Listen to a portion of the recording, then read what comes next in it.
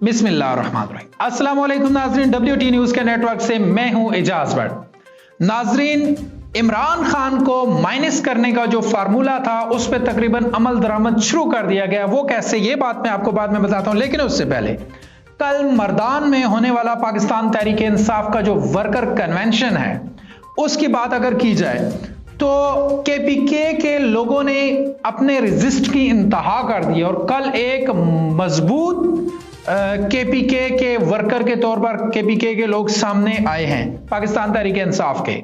और उस worker convention की जो सबसे अच्छी बात थी उसमें पाकिस्तान जिंदाबाद, पाक फौज जिंदाबाद और इमरान खान जिंदाबाद के नारे लगे। और जिसने भी ये नारे लगवाए उसने बहुत अच्छा काम किया, क्योंकि अफवाज पाकिस्तान हैं तो हम हैं। हमारे मुल्क का इज्जत वकार और जो तकरीम है उसमें रीढ़ की हड्डी का किरदार है वो अफवाज पाकिस्तान का है। तो इसलिए ये जितना गैप आ चुका है चंद एक लोगों की वजह से, ये गैप पाकिस्तान की अफवाज में और पाकिस्तानियों में ये गैप नहीं होना चाहिए। तो कल जिसने भी ये नारे लगवाए उसने बहुत ही जबरदस्त काम किया और यही चीज है कि हमें इसी नजरिए को लेकर आगे चलना है कि पाकिस्तान की जो मजबूती है वो पाकिस्तान के इदारों से, खासतौर पर पाकिस्तान के दिफाई इदारों से, पाकिस्तान की मजबूती और पाकिस्तान का दिफा।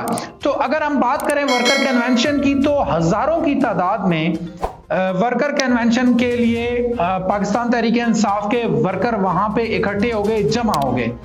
और पाकिस्तान तहरीक इंसाफ के चेयरमैन से भी उन्होंने भी अपना पैगाम दिया है कि ये जो वर्कर कन्वेंशन हो रहे हैं इनको अब जलसों में कन्वर्ट करना है।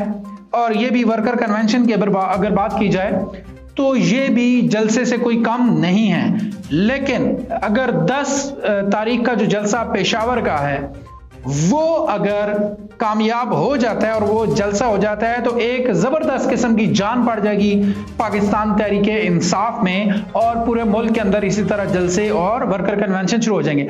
अच्छा, इन दिनों जो शेर अफजल मरवत साहब हैं वो काफी उरूज पकड़ रहे हैं और लोग उन्हें बड़ा ही अप्रिशिएट कर रहे हैं। और वाकई में शेर अफजल मरवत साहब उन्होंने पहले भी पाकिस्तान तहरीक इंसाफ के लिए बड़ी कोशिशें की हैं और बड़ी कामयाबियां दिलाई हैं पाकिस्तान तहरीक इंसाफ को।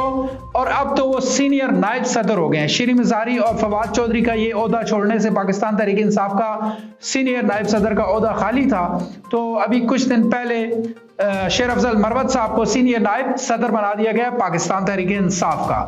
तो वो भी एक चीज है। और KPK के अंदर बहुत ज्यादा वर्क कर रहे हैं शेर अफजल मरवत साहब पाकिस्तान तहरीक इंसाफ को उठाने के लिए और उसमें जान डालने के लिए। और बिलाशुबा क्रेडिट जाता है इन मुश्किल हालात में शेर अफजल मरवत साहब को कि वो काफी मजबूत वर्कर साबित हुए हैं पाकिस्तान तहरीक इंसाफ के और उन्होंने जान डाल दी है पाकिस्तान तहरीक इंसाफ के अंदर।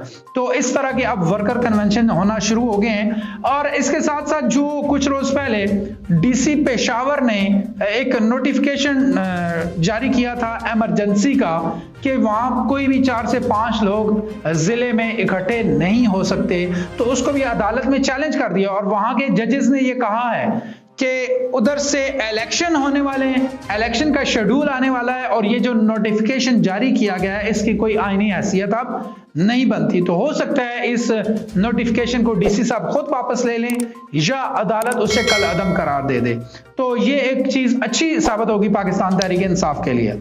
अब अगर हम बात करें इमरान खान के माइनस होने की तो नाजरीन, जिस तरह इलेक्शन कमीशन ऑफ पाकिस्तान ने पाकिस्तान तहरीक इंसाफ को 20 दिनों के अंदर इंट्रा पार्टी इंतखाबात करवाने को ऑर्डर दिया है और अगले 7 दिनों में उसकी रिपोर्ट भी जमा करवानी है।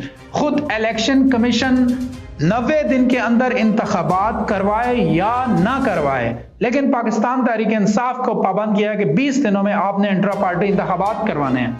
तो नाजरीन, आप देख सकते हैं क्या पाकिस्तान के कौमी इंतखाबात 90 दिन में होना जरूरी है जो पाकिस्तान के आइन के अंदर मौजूद है, या इंट्रा पार्टी इंतखाबात 20 दिन के अंदर होना जरूरी है किसी भी पार्टी के लिए? तो जाहिर सी बात है कि 90 दिन के अंदर इंतखाबात होना जरूरी हैं, जो कि इलेक्शन कमीशन ऑफ पाकिस्तान और PDM की मिली भगत से अभी तक ना पंजाब के इंतखाबात हुए ना KPK के, और अब पूरे पाकिस्तान के अंदर इंतखाबात होने हैं, जबकि उनको अभी भी इलेक्शन कमीशन ऑफ पाकिस्तान अदालत में जा रहे हैं कि हम इन इंतखाबात को किसी तरीके से देर से करवाएं या लेट करवा सकें। तो ऐसा नजर तो नहीं आता। बहरहाल बात हो रही थी इमरान खान की कि इमरान खान को माइनस करने। अब अगर पाकिस्तान तहरीक इंसाफ ये इंतखाबात करवाती है तो भी फंसती है, अगर ये इंतखाबात नहीं करवाती तो भी फंसती है। अगर ये इंतखाबात करवाती है तो कैसे फंसती है? अगर ये इंतखाबात करवाती है और पाकिस्तान तहरीक इंसाफ का चेयरमैन इमरान खान को नामजद किया जाता है और मुंतखब कर लिया जाता है, जब ये report election commission of Pakistan में जमा करवाई जाएगी तो इलेक्शन कमीशन ऑफ पाकिस्तान इस पे फिर एतराज कर सकता है कि एक शख्स चूंकि नाअहल हो चुका है, और आपके पास एग्जाम्पल मौजूद है नवाज शरीफ साहब की कि जब उन्हें नाअहल किया गया तो उनकी जो पार्टी सदारत थी उन्हें वहां से हटा दिया गया। तो अब चूंकि आपने गलत तरीके से इंतखाबात किए हैं, इसलिए आपसे जो आपका इंतखाबी निशान बल्ला है उसको वापस लिया जाता है। तो अगर ये इंतखाबात करवाती है और इमरान खान साहब को चेयरमैन मुंतखब करती है फिर भी फंसती है, और अगर इंतखाबात नहीं करवाती तब भी पाकिस्तान तहरीक इंसाफ का इलेक्शन कमीशन ऑफ पाकिस्तान के ऑर्डर के मुताबिक इंतखाबी निशान जो बल्ला है उसको वापस लिया जा सकता है। अभी दो रास्ते हैं पाकिस्तान तहरीक इंसाफ के पास कि वो कैसे इस चीज से बचे।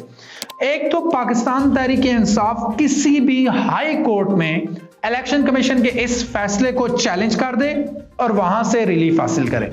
लेकिन अगर पाकिस्तान तहरीक इंसाफ इस्लामाबाद हाई कोर्ट के अंदर इस फैसले को चैलेंज करती है तो उस सूरत में पाकिस्तान तहरीक इंसाफ को रिलीफ मिलना मुश्किल है, क्योंकि अब तक इस्लामाबाद के जो चीफ जस्टिस हैं उनकी तरफ से आने वाले तमाम फैसले पाकिस्तान तहरीक इंसाफ के खिलाफ गए हैं और इस फैसले में काफी टाइम भी लग सकता है। इस सूरत में अब चूंकि इलेक्शन कमीशन ऑफ पाकिस्तान एक वफाकी इदारा है तो पाकिस्तान तहरीक इंसाफ किसी भी सूबे की हाई कोर्ट के अंदर इसको चैलेंज कर सकती है और अच्छे दलाइल के साथ अपने हक में फैसला भी ले सकती है। ये सिंध में भी चैलेंज कर सकते हैं, पंजाब, बलूचिस्तान या केपीके के अंदर ये चैलेंज कर सकते हैं इस फैसले को। और अगर केपीके के अंदर पाकिस्तान तहरीक इंसाफ केपीके की हाई कोर्ट के अंदर इस फैसले को चैलेंज करती है तो उस सूरत में पाकिस्तान तहरीक इंसाफ के हक में वहां से फैसला आ सकता है, क्योंकि जो इस पेशावर हाई कोर्ट के चीफ जस्टिस हैं वो काफी स्ट्रिक्ट साबित हुए हैं। जो मौजूदा एक आईनी बहरान आया हुआ है इसके खिलाफ वो डटे हुए हैं। हत्ता कि उन्होंने ये भी कहा था कि अगर वारंट लिए बगैर कोई भी पुलिस वाला आपके घर आपको गिरफ्तारी के लिए आता है तो आप उसके हाथ पांव बांध दें। उन्होंने यहां तक भी ऑर्डर्स जारी कर दिए, तो वहां से पाकिस्तान तहरीक इंसाफ को रिलीफ मिल सकता है। अच्छा, अब दूसरी सूरत में कि अगर पाकिस्तान तहरीक इंसाफ इंतखाबात इंट्रा पार्टी इलेक्शन करवाती है तो और चेयरमैन पाकिस्तान तहरीक इंसाफ जो इमरान खान है उनको उनके ओहदे से हटाना पड़ता है, तो उस सूरत में क्या होगा? तो ये एक बड़ी चाल है कि किसी तरीके से पाकिस्तान तहरीक इंसाफ इमरान खान को चेयरमैनशिप से हटा दे। तो आज से कुछ टाइम मैंने आपको पहले बताया था, जब ये 9 मई का वाकया नहीं हुआ था, उस वक्त इमरान खान को अगर चेयरमैनशिप से हटाया जाएगा तो उन्हें पैटर्न इन चीफ बना दिया जाएगा और पार्टी उनके अंडर रहेगी, वही पार्टी के सरबराह रहेंगे। इसकी एग्जांपल मौजूद है।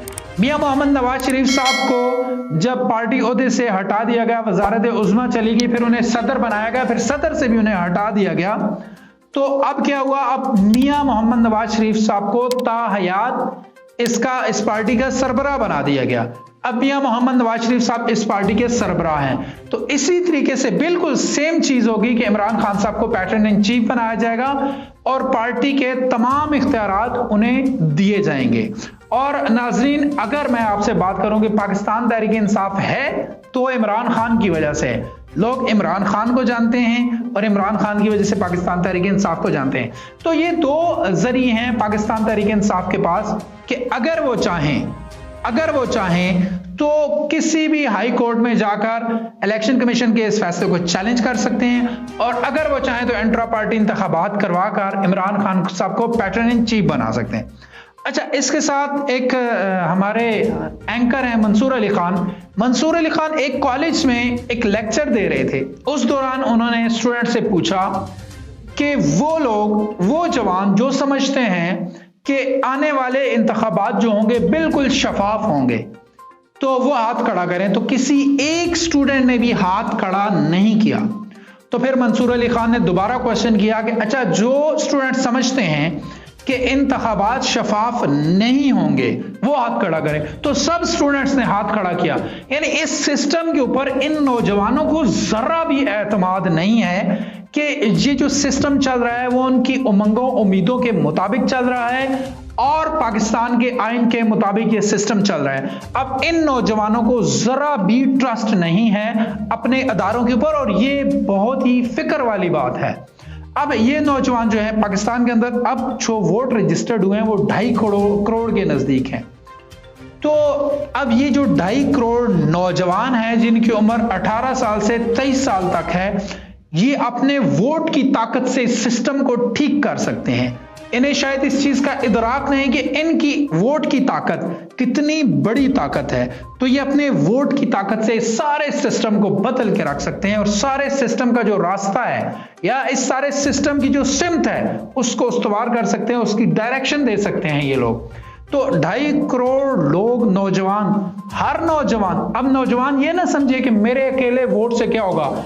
आप जो बिल्कुल न्यू यंगस्टर्स हैं जो फर्स्ट टाइम अभी वोट पोल करेंगे, आप लोगों की तादाद 2.5 करोड़ है।